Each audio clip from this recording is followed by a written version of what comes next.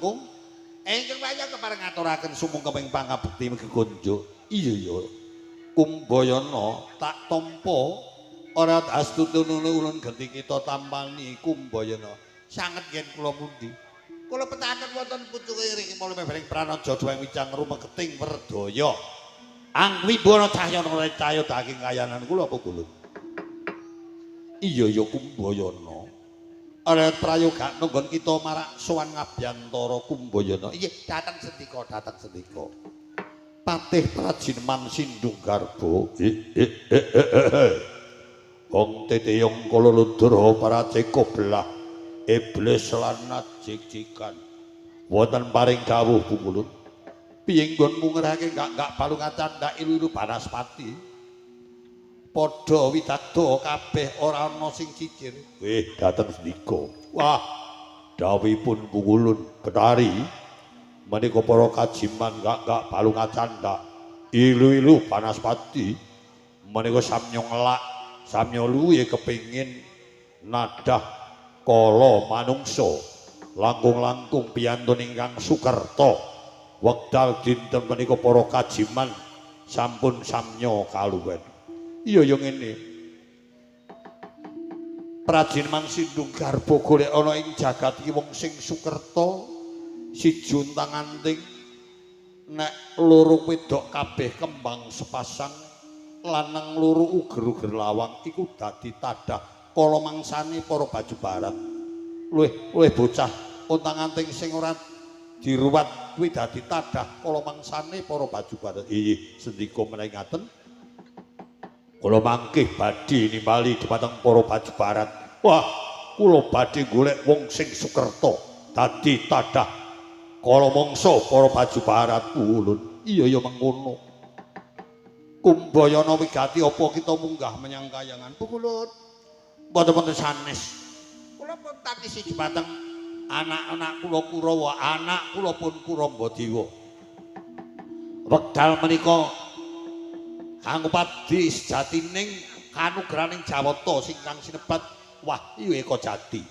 Mangka kula ngertos yen Wahyu Eka Jati menika dewa ingkang nurunaken langkung-langkung ingkang pun tedhaki menika namung tedhakipun para Pandhawa.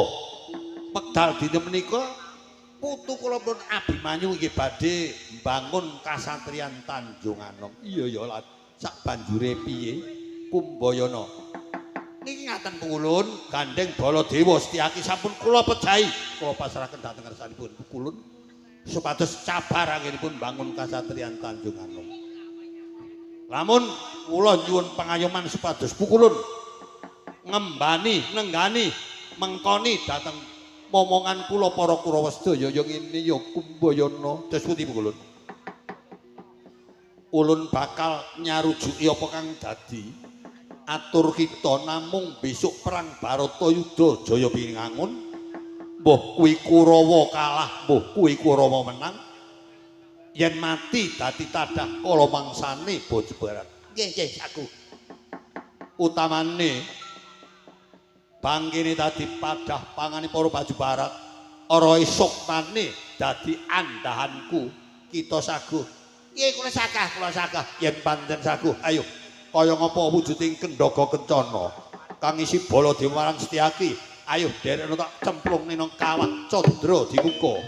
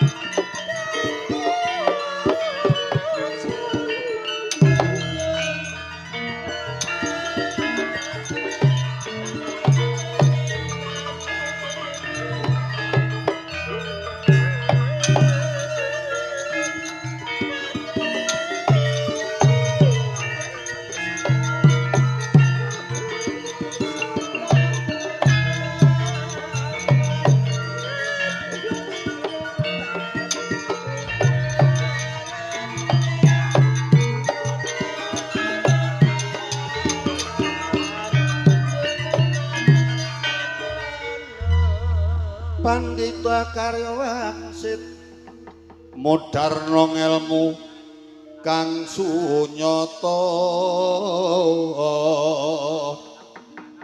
mangkuliring kasujanan manetepa madu tanpa tala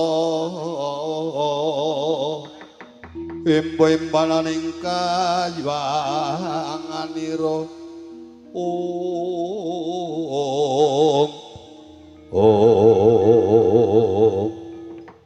Kumbayana paring dawuh pukulun ya iki kang aran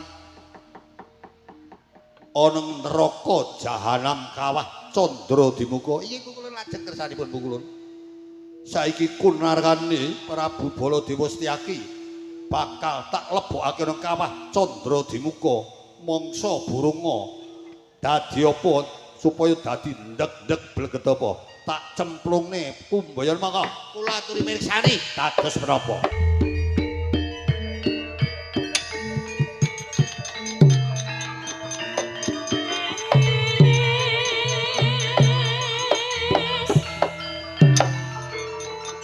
ayo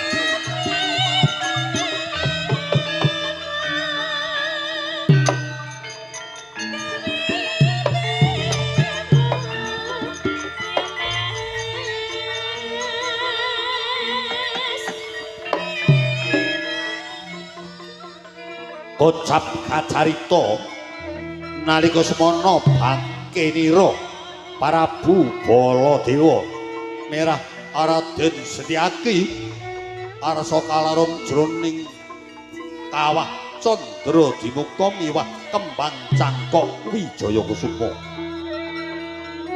badhar sejatining wujud Prabu Baladewa Setyaki miwah kembang cangkok Wijaya Kusuma ana matengga ingkang jumedhul saking kawah candra dimuka gawe geger jagat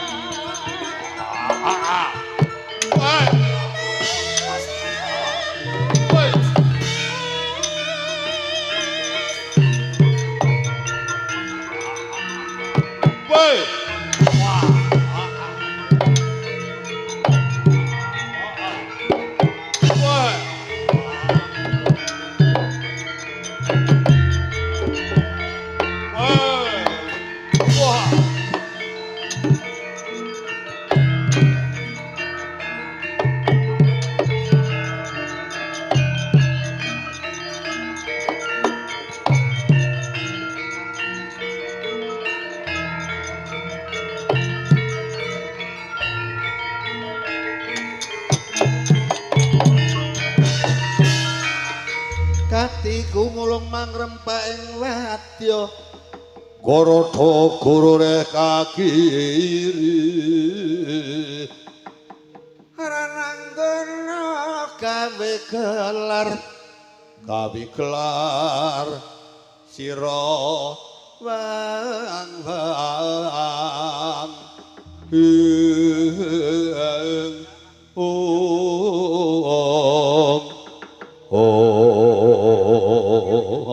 di Adi Gustyaki kula wonten dawuh Koko Prabu awake dhewe salah kedaden dadi macan sakmene gedine mongko kasiksa ana jroning neraka jahanam di waduh Koko Prabu kula ajrih jroning neraka jahanam jebule kathah tiyang ingkang cumemplung neraka jahanam menika werni-werni wah niku wonten wong dhuwure rajamak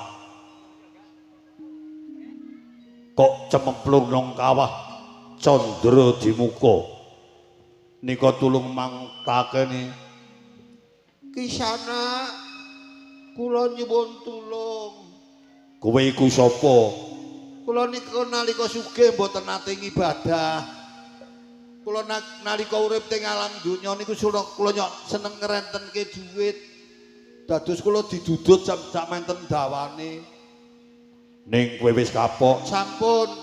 Nek kowe wis kapok, kowe sumingkira. Nggih. aku tak kondo karo keluargamu tak kunjuk ke ngapura. Nggih niki tangan kula sengkleh sampai setruk separuh niki aduh sakit. Wah kae kok malah wonten tiyang wedok kok meconot sakmono gedene. Kula nyuwun pangapunten. Panjenengan kok macan kok iso tata jalma? Iya, aku menungso kedadian saka Ratu Mandura. Kowe iku sapa? Kula niku wong wedok sing ora tau gemati karo wong lanang. Kowe kuwi nggih malah sok kula royal tinggal royal kare yoga-yoga niku. Kowe wis tobat sampun. Mosok pedaran kula beduduk sak menten gedene. Nek kowe wis kapok tak kandhake keluargamu nggih. Ya. Werna-werna. Waduh. Iki ana wong manggul watu ilate melet sakmene dawane. Iki sukmane sapa iki?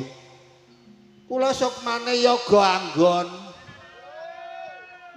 Lah kok irungmu meler sakmene dawane? Kula niku nalika dadi yoga biyen mboten gelem rabi rana rene ming dedetutke mbok kula dhewe mawon. Nggih. Kowe kapok kula sesuk tak rabi. Kowe gelem rabi nggih kula tak rabi. Wah. Kaya ana wong meneh. Kula meniku tiyang sing uripe tansah gedhekake karo royalan mawon. Kowe kuwi. Nggih, mula kula tusuk pedang mriko-mriki. Ya, nek kowe wis kapok baliyo golek dalan sing padhang mengko tak kandhake keluargamu men dijalukke pangapura. Nggih. Ya. Lah niku wonten wong bagus kok kudung serban niku sukmane sinten? Lah kae nek arep ngerti sukmane dalang. Mula rene ora di sukmane dalang iki kena direbung karo widodari. Mula ora disiksa. Nek sukmane wiyaga sisirane sok nong yimbul kuwi. Sesuk nek mati hukum nang kono dudut ilate. Nggih. Wis ayo ae dhewe kejaba nulungi marang sukma-sukma. Mula sok para kawula para wiyaga-wiyaga mung seneng budidaya awake dhewe njalukna pangapura roh-roh ingkang sing wis dibanjut marang Gusti supaya nang kono entuk pangapura. Nek wis entuk pangapura ora bakal lali sukma mau ndongake marang kawula ning jagat. Lajeng kersanipun ayo goleki adikku Kresna sing iso ngruwat ming adikku Kresna. Kalamun aku ora bisa goleki Kresna, aku ora bisa wale teman jati teman mulo. Ayo, Setyaki goleki marang adikku.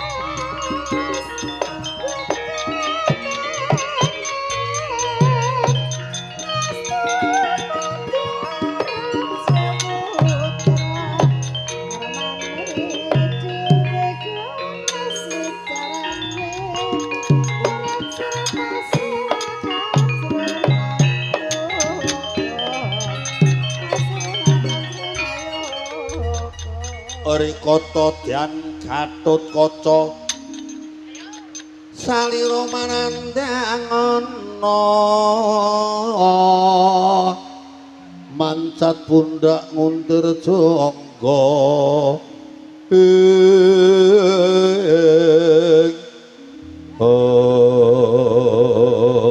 Kakang Gatotkaca Biyadyantasena awake dhewe dijaluki tulung marang adhiku Abimanyu nggone bakal gayuh bangun kasatriyan Tanjung Ananggiya.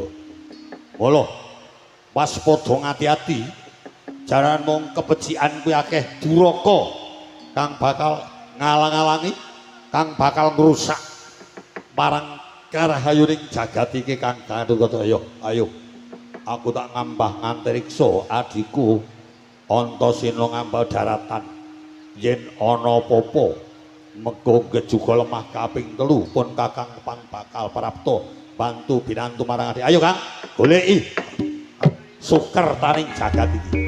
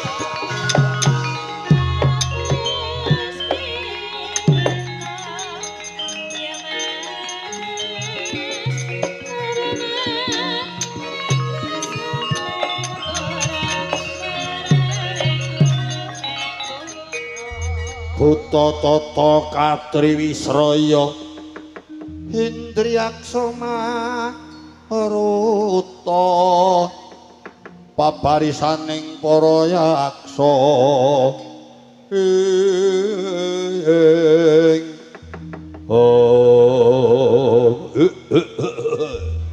Ong titiyang kala ludra paracikoblah iblis lanat jig-jigan nampa dawing pukulun Bathari Durga.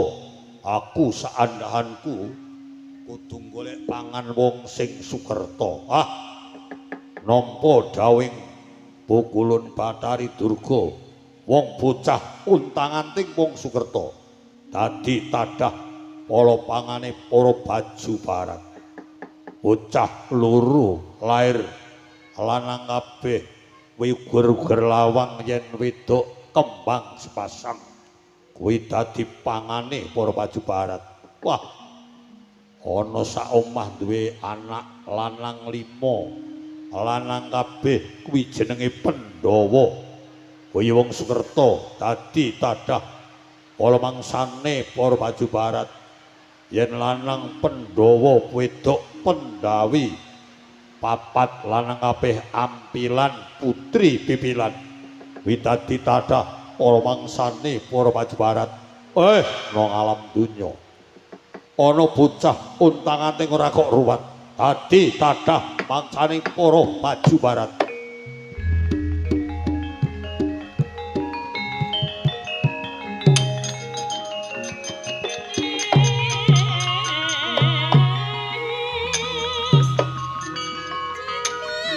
Wah, wah.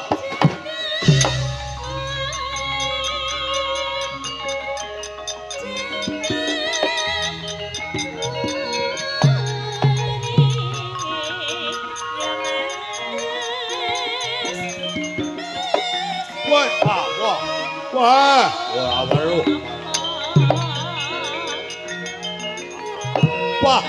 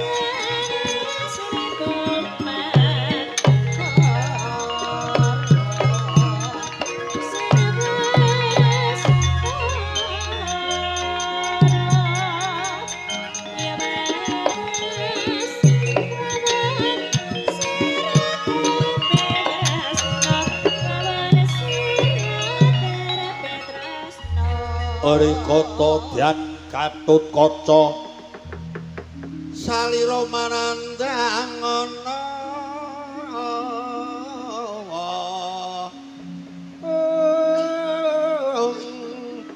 mancat pundak nguntir jangga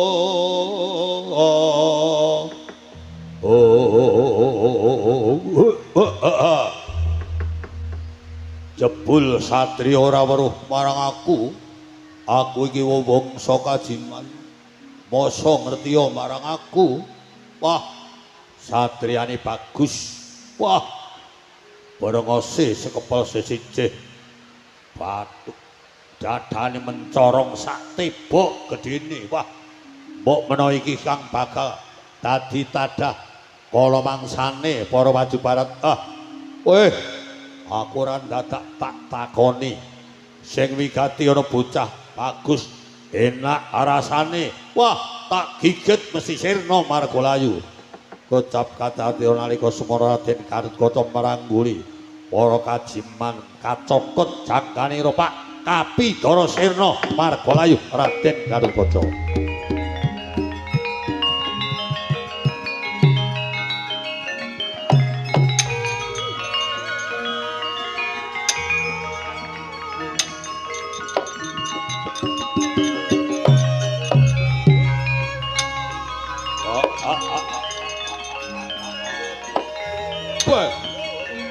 Pak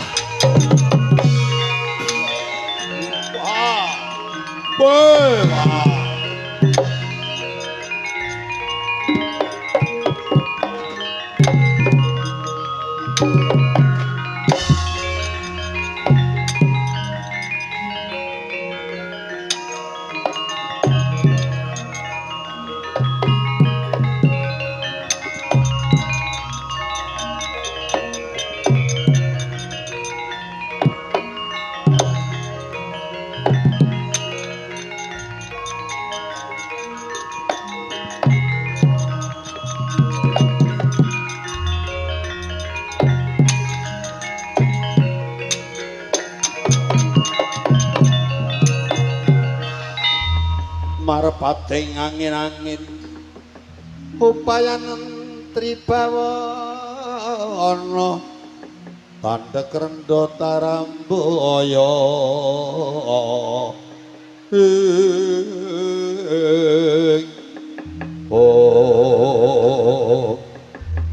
Kakang Gatotkaca kok malah nibos Jumantara mongko aku karo Kakang Gatotkaca mung loro tok kudu bisa nyingkirake bebendu. Lah nek aku ora iso nulungi Kakang Gatotkaca apa aku bisa nglakon ngewang-ewangi adhiku Abimanyu. Kang tangi Kang. Arep udane deres ora apa-apa Kang. Tangi karo nyambut gawe. Men ora teles kabeh terus ya entuk berkah barokah Kang. Oh, ini aku kelingan aku dikei pusaka karo yangku kaki Baruna jenenge ana upas warayang karo upas temanten nek upas temanten tak urut metu banyune tak nggo nambani wong lara sing durung winanci tumenging pati bisa wali teman jati teman mulya sing upas warayang nek tak tandhakake tak nggo nyungut mungsuhku bisa nemai kapralaya mula dina saiki gandeng aku duwe pusaka upas temanten coba tak uruti banyune tak tetesne ana ngarsane Kakang Gatotkaca Caca muntaplir ginetap netra kocak magroyang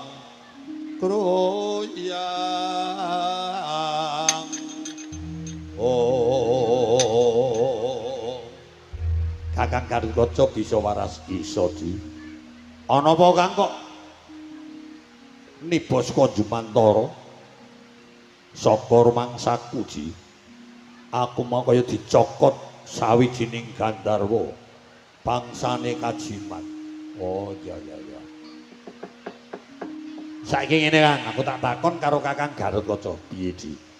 Jare Kakang Garutkaca biyen kuwi lair dijeji nang kawah Candradimuka. Ya pancen mengkono adiku Antasena. Lah bebasan otot kawat balung wesi, sungsum gegala, brenga sedom, driji gunting, jempole pangot, sikute petel. Iya. Karo dewa kowe kei pusaka jare dikei wujuding pusaka. Sing kanggo bisa ndeleng bangsane Kajiman. Kuwi jenenge apa, Kang? Di kowe nek di watek kuwi jenenge Suket Kalonjana Siti. Lah saiki aku tak takon. Sukete mau isih apa ora Kakang Garutkaca? Yen tak eling-eling suket ki jeh tak simpen jroning sumpingku. Ana sumpingku sisih tengen. Lah nek ngene kira-kira suket iki ana gunane apa ora? Nek coba wae. Nek disipat mau bisa kena kanggo gawe coba. Suket Kalonjana sipatan men kanggo galut nonton jim priprayangan barang sing wis ora katon. Rikata Dyan Gatotkaca salira manandang ana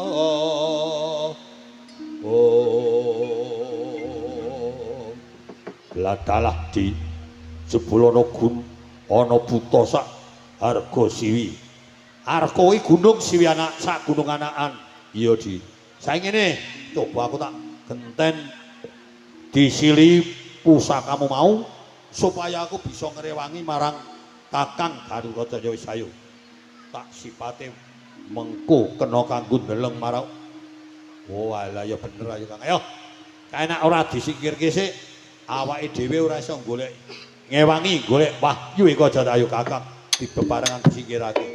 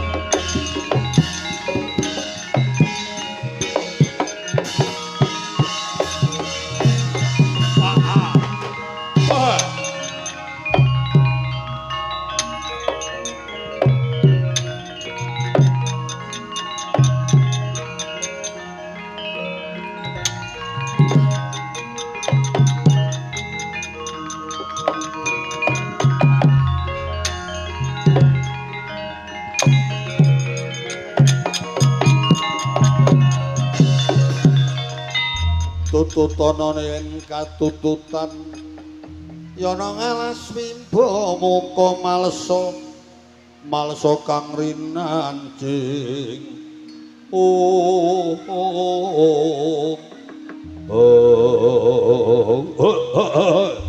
Wong teteyang Kalaludra paracika blah iblis lan jik-jikan kowe weruh marang aku papamu dasar kepara nyata. Ayo kowe iki sapa paracikamu ngendikan kamu? Wah. Kowe tambutan marang aku. Aku patih para jineman Sindung Karbo. Sing ngerake gak balung candak ilu-ilu Banaspati. Merga kang sangga iku kowe mau tak sengguh ora bisa urip arep tak pangan. Arep pakake marang andahanku. Para Baju Barat lek nom mripatmu jerengen karnamu. Ya aku iki Raden Garutkaca satriya pring gondani. Bisa mangan marang aku. Kelakonku iki bisa nglangkai bange. Wah! Parat wani marang aku. Aja ming Loro Pati tak ujuti. Lena pangenamu tak tamah Selilit pangkiwa lena pangendamu parapteng lalis bola pramarang Gatot Kaca.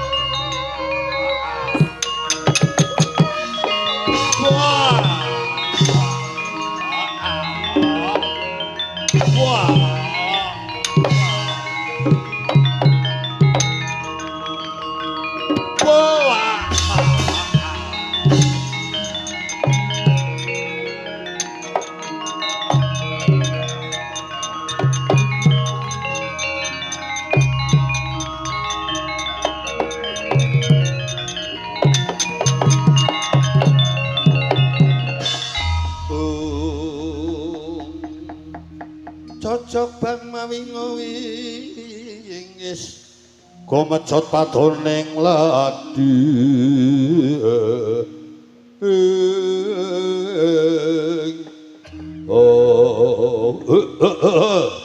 Digdaya Sekti Mandraguna wah dudu tanding kuah aku tak golek pangan liyane cetha iki tatya tedhaki kesumur basing matu ijiringan Danaware ora kang kena kanggo sepedengan aku tak golek pangan liyane endi wong sing ana Sukerta